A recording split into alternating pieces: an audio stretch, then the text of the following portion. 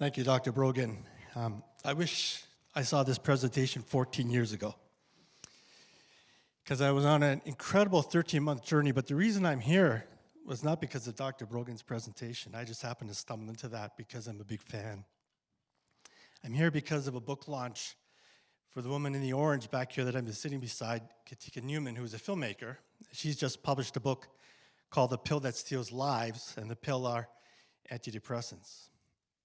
And she describes in her book her 13-month journey when she started on antidepressant after she had gone through divorce and they were selling the house.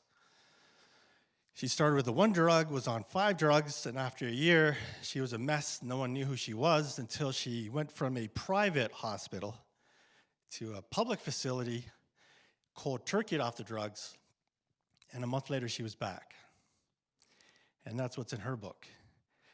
She's now working on a commissioned BBC Panorama piece looking at this issue and connecting it to the mass killings.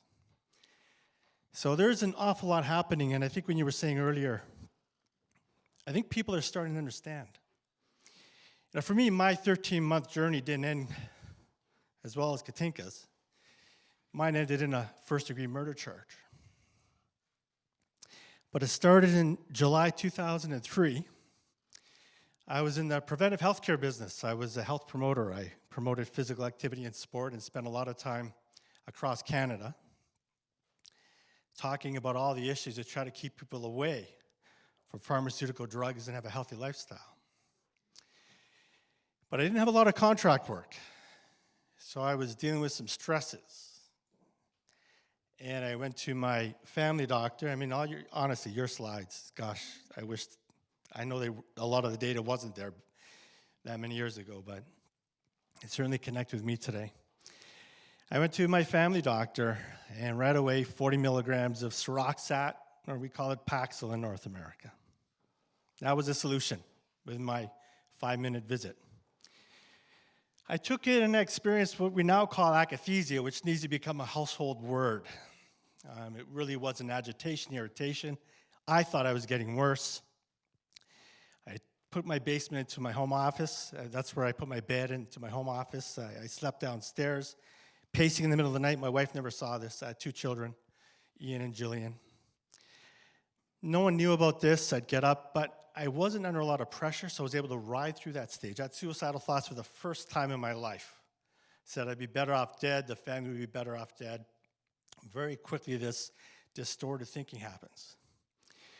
But it settled down, and the drug actually took me to a different stage the first time in 2003. I became manic.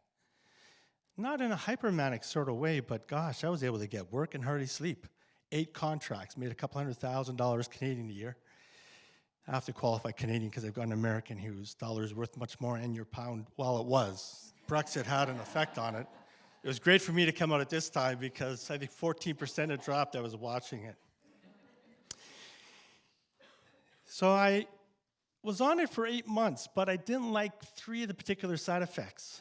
I sweat a lot, I put weight on, and sexual dysfunction. And I was feeling great. So I got books, because my whole focus in my career was research and development. And I saw how I could wean myself off these drugs, even though doctors don't know how to do it. But there are books out there, and there are ways that you can learn how to do it, but it's really not advisable. Rest assured, you need medical support to do this. But I did it over about a 6-week period. And I went to my family doctor. I told him what I did. I said, I feel great. He said, congratulations. He says, I don't know how to take people off drugs. I just know how to get people on drugs. Like, we had a great conversation. I said, what's the maximum dosage? I was on 40. He says, you can take 60. It's in the book, and he showed me a couple pieces of paper. So they know about the drugs because they get that information, at least the selective information, from their pharmaceutical sales reps. I was fine for about 4 months, but I had 8 contracts and no Paxil to keep me going. And I became sleep deprived. One was a brand new children's summer camp. My area of specialization was children and youth. And I had a children's summer camp, and I was setting up ramps, little BMX showcasing ramps in the middle of the night. I got exhausted. And I don't look at what my doctor initially diagnosed my condition as major depression. I look at it more as what we would traditionally have called a nervous breakdown. My system just collapsed. Bang. I was back where I was a year earlier, early July 2004. So on July 8th, I had a prescription from February, not expired, of Paxil. I said, I'll get to my doctor. I'm too busy right now. I might as well just use this. All he's going to do is prescribe 40 milligrams. So I put myself on it in a sleep-deprived state. And again, I experienced the akathisia and the suicide ideation and everything else and had a lot of responsibility. I had a family of 4. I tried very hard, and you talk about balance in life, tried to be sort of that perfect contract worker, perfect camp director, father, husband. We had a family cottage. My in-laws couldn't take care of the payments anymore. We'll take care of it. I'll get another contract. That's just the mode that I was in. By about day 8, I was heavily involved, and it was more than suicide ideation for the first time. I went to the summer camp, and I was planning that I could hang myself on these ropes, school ropes behind the curtain in the gym. So I went home, never ever suspecting any suicide ideation could be caused by the drugs. So this is now July 2004 in Canada. Health Canada came out with a warning a month before, along with a lot of other warnings, that SSRIs can cause people of all ages to harm themselves and or others. But I had no idea. So I increased my dosage to 60 milligrams. Suffered a couple of days of akathisia still. I was agitated, irritated. And I started to plan my own suicide again. But the thing that happened, which to me is connected to some of these mass killings, is I actually would have been perceived as becoming better by people outside of me. I became calmer. I'd gotten through akathisia, but my thinking was more and more distorted. So I went and I started to plan that I could do a carbon monoxide killing, because if you're going to commit suicide, you don't want to fail. Okay, you just don't when you're planning this thing. And I said, my wife, my daughter, everything, they'd be fine. Ian, everything would be fine. And I went to a neighbor's place where I figured they were going to work. I had the car all set up. I could do this, but they didn't leave the house. Again, I'm on 60 milligrams, so I'm getting increasingly distorted thinking. And then I said, well, there's a reason why that didn't happen. It didn't happen because, Ian had mild epilepsy and a minor learning disability, nothing I was ever concerned about, and that's all evidence in videotapes. We took care of that. He was a great little BMXer. I said, I can't leave Ian the responsibility of Beth, my wife. So I started to plan a murder-suicide. And we may not hear about a lot of these, but there's a lot of murder-suicides, and there's a lot of unusual events happening in terms of homicide. So the next weekend at the cottage, I'd planned a murder-suicide. My wife was going to go for a run. She was the first ever Canadian professional triathlon champion. Sport has kept her going, along with my daughter. They haven't been on any medication to deal with the family tragedy they've had to work through. And we have reconciled. We're working through this together as a family. So got to the cottage, and I was going to take Ian and I out on a boat, because Ian had these little conditions that suddenly were magnified way out of proportion. I've been told I've seen 14 forensic psychiatrists, you take a basic issue when you're really psychotic, which is really what was happening to me. It's blown out of proportion about 30 times. And they've used that number with me. It's just totally irrational, but in your mind, it's rational. So I was going to put an anchor around us and throw both of us off the side of the boat, and we'd both drown, and, it would be over. Ian got his bathing suit on. He was all excited. He loved to go on boat rides. I looked in my bag, and I forgot my bathing suit. So I took that as a message from God. And I'm not into organized religion. Okay, I've got a spiritual side. I believe in the body, mind, and the spirit very strongly. It's been a huge part of my recovery, if you can ever recover from this. And I said, I'm not supposed to die in this, so I started planning a homicide.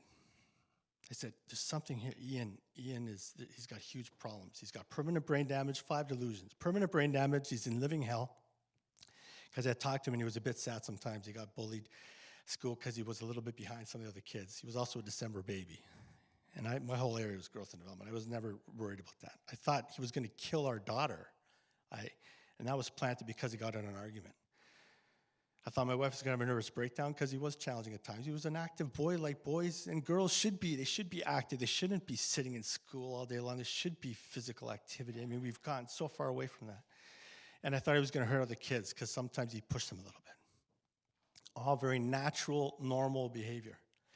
So in my calm state, I planned it. I got sleeping medication on the Tuesday, broke open all these vials, all these packages, put it into a vial. Wednesday, I researched how long I was going to spend in prison for first-degree murder. Thursday, I booked a hotel.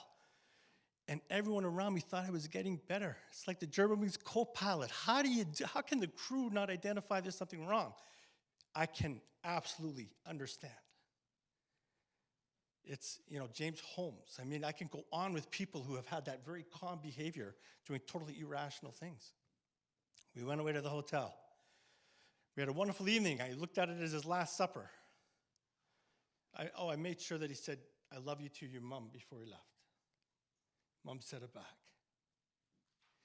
Went to the hotel, had his favorite food, nachos, chicken wings. It was wonderful. We had a wonderful evening. We had a loving evening. This is as unbelievable to me as it is to you. You got to recognize that as I share this. So we go to the hotel, but just after 10 o'clock at night, I put the sleeping medication into his orange juice, give him his epilepsy medication. I was hoping he would fall asleep and I could smother him. That was the whole plan. That was my plan. But he didn't. Made him hallucinate. So we're up, and he's bouncing around. He's seeing things. Whatever, it didn't really matter to me. Watched this movie when he was hallucinating, one of his favorite movies. And just before 3 o'clock in the morning, I strangled him. And I put his bed in the middle of the bed, put his body in the middle of the bed and said, "I love you. I'm really going to miss you, but you're in a better place now."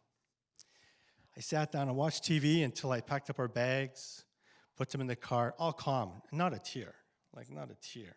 There's no emotion. I mean, the emotional numbing, akathisia, emotional numbing, and then the delirious psychosis. 9 o'clock, I calmly call 911, and for the second time, I could take his place this weekend. I've listened to my 911 call, and I've watched my police intake, and I've watched my first interrogation with a forensic pathologist. I'm taking a little longer than 5, that's okay. Forensic pathologist, this is bizarre. I'm watching this. The detective brings me into a room. Forensic pathologist strips you down and takes photographs. The detective introduces to him. I shake his hand like I'm in a business meeting. Like, it is incredibly calm, and it's all on film. I mean, I'm just sitting there. It's the second time I watched it. It was pretty raw emotion. We were being filmed for the BBC Panorama while we were going through this, and I'll tell you, it was very difficult for me. So I got arrested, charged with first-degree murder. I won't go on. I worked through that entire system. Was found, no question I was psychotic. There's no question I was psychotic. But during my trial, we never brought the drug into it. The forensic psychiatrists are all drug pushers, okay? The ones that I dealt with, I'm in a system. I was on effects for 5.5 years. I got off with Yolanda Lusar from Australia, consulted me over the phone over 8 months. I've been off medication now since 2010. Dealt with way more day-to-day stress than I ever dealt with before. Bankruptcies but what you're doing is amazing. You all need this woman. You may not realize it, but you do. So, anyway, thank you for letting me share this story. And, when you said at the beginning, you said, some people may have the word fear. Don't be afraid of any of this. I'll tell you, you are so on the mark with everything that I've read. And I work with David Healy. I do media relations for risk.org, rxisk.org. And I'll tell you, I met some wonderful people through this, and I was really excited about being here today it's not my choice to be here, but it is, in the sense that I really wish I never had to speak about any of this.